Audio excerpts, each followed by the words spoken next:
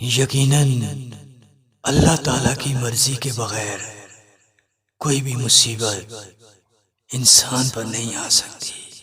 رشتے اور تعلق ایک ایسا فن ہے جس سے نبھانے کے لیے دولت کی نہیں بلکہ احساس کی ضرورت ہوتی ہے۔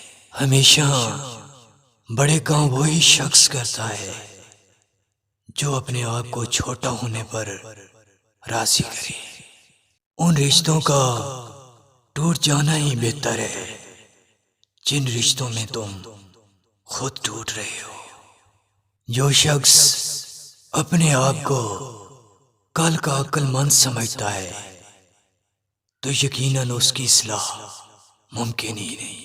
یقیناً زندگی کا فلسفہ ہر شخص کے نزدیک مختلف ہے۔